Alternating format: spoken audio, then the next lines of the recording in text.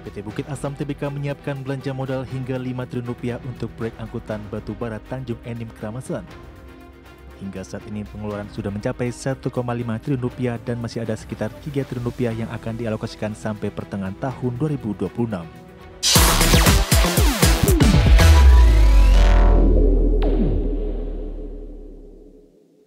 PT Bukit Asam Tbk tengah mempercepat proyek angkutan batu bara Tanjung Enim Keramasan. Perseroan menyiapkan belanja modal hingga 5 triliun rupiah dengan target operasi komersial pada kuartal 2 2026. Hingga Juni 2025, produksi dan angkutan batu bara PTBA terus mengalami kenaikan signifikan.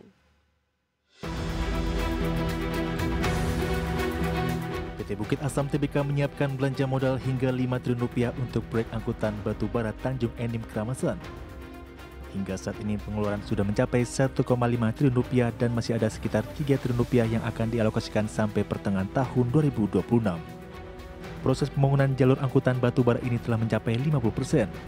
Targetnya proyek ini akan mulai beroperasi komersial pada kuartal 2 tahun 2026. Pembangunan proyek ini melibatkan kerjasama PT Bukit Asam dengan PT Kereta Api Indonesia dan PT Kereta Api Logistik. Jalur tersebut akan mendukung distribusi batu bara langsung menuju Stokpil. Direktur Keuangan dan Manajemen Risiko PTBA Una Lindasari menegaskan strategi pendanaan perseroan dilakukan dengan skala prioritas. Investasi hanya dipertahankan untuk proyek yang bersifat penting dan mendesak. Hingga Juni 2025 volume angkutan batu bara PTBA naik 9% menjadi 19,27 juta ton dari sebelumnya 17,7 juta ton. Sementara volume produksi batu bara mencapai 21,73 juta ton atau meningkat 16% berkat optimalisasi rantai pasok dan efisiensi logistik. Tim Liputan IDX.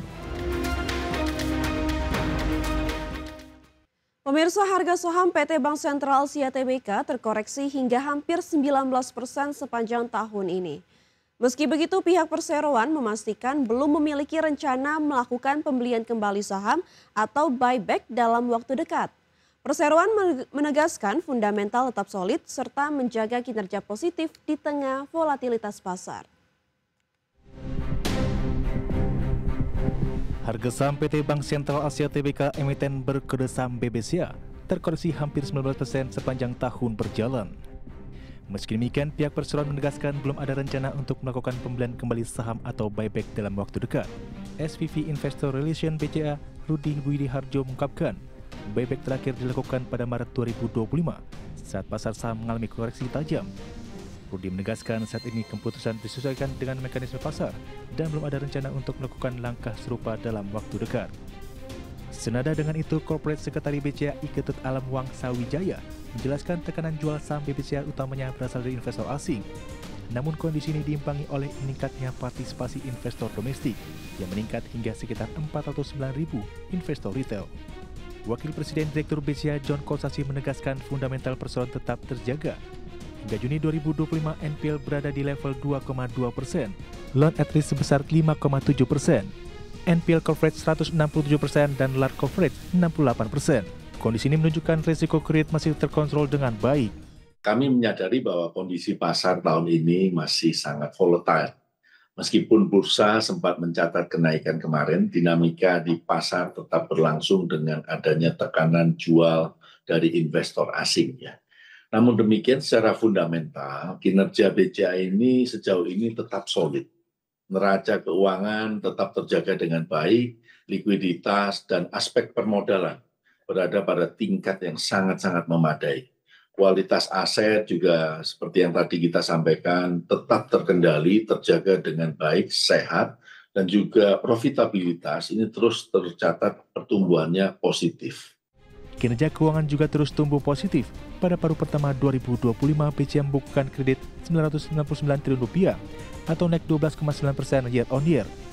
Dana pihak ketiga tercatat di Rp1.190 triliun, tumbuh 5,7% year on year. Laba BBCA pun meningkat 8% year on year, menjadi Rp29 triliun didukung pertumbuhan pendapatan bunga dan non-bunga. Selain itu, BCA terus memperkuat digitalisasi melalui aplikasi My BCA yang kini terintegrasi dengan BCA Sekuritas dan Welma. Sementara itu, perseroan juga berkomitmen menjaga rasio dividen payout di level 68%, dengan catatan dividen interim yang terus mengalami peningkatan secara historis. Tim Liputan IDX Indo. Pemirsa, PT Bank Pembangunan Daerah Jawa Timur atau BJTM menegaskan komitmen untuk terus membagikan dividen tunai kepada pemegang saham. Manajemen menyebut langkah ini merupakan bentuk konsistensi perusahaan dalam memberikan nilai tambah meskipun kinerja laba mengalami tekanan. PT Bank Pembangunan Daerah Jawa Timur TBK atau BJTM menegaskan komitmen untuk terus membagikan dividen tunai kepada pemegang saham. Direktur Bisnis Menengah Korporasi dan Jaringan Bank Jatim, Arif Suhirman menjelaskan bahwa penetapan dividen merupakan kewenangan penuh pemegang saham, terutama pemerintah Provinsi Jawa Timur sebagai pengendali. Namun secara tren Bank Jatim senantiasa menyalurkan dividen setiap tahunnya sebagai bentuk apresiasi kepada investor. Ia juga menegaskan dividen payout ratio atau DPR dipatok di kisaran 50% dari laba bersih sebagai panduan bagi pemegang saham minoritas. Dalam RPST Mei 2025, Bank Jatim menetapkan dividen tunai sebesar Rp821,5 miliar atau Rp54,17 per saham. Jumlah ini mencerminkan payout ratio 64,12% dari laba bersih tahun 2024 yang sebesar Rp1,8 triliun. Rasio tersebut naik dibandingkan tahun buku sebelumnya meskipun laba bersih mengalami penurunan secara tahunan. Adapun konsistensi pembagian dividen menjadikan Bank Jatim dikenal sebagai salah satu emiten yang royal di pasar modal.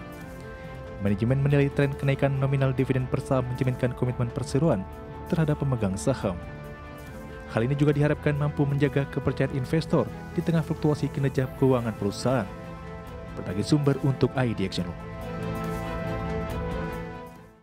Dari informasi emiten kita beralih ke update IHSG sesi pertama pemirsa, di mana IHSG pada sesi pertama hari ini ditutup menguat 1,04%, di mana IHSG mencapai level 7.828,66. IHSG tadi pagi dibuka di level 7.819, sempat menyentuh titik tertinggi di level 7.854.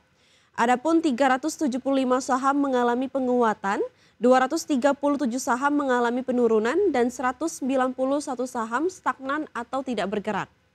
Saham-saham yang mengalami penguatan tertinggi atau top gainers antara lain ada BBRI mengalami penguatan di 1,47%, BRPT mengalami penguatan di 2,22%, Antam mengalami penguatan di 2,36%, dan PTRO mengalami penguatan di 4,03%.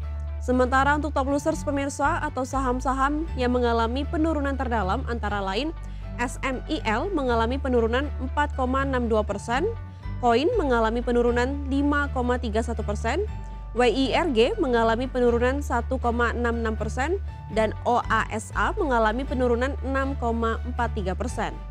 Dari pergerakan sektoral pemirsa, teknologi mengalami penguatan 2,63%, begitu juga dengan barang baku dan energi sama-sama mengalami penguatan di 1,89% dan 1,46%, sementara kesehatan mengalami penurunan di 0,13%.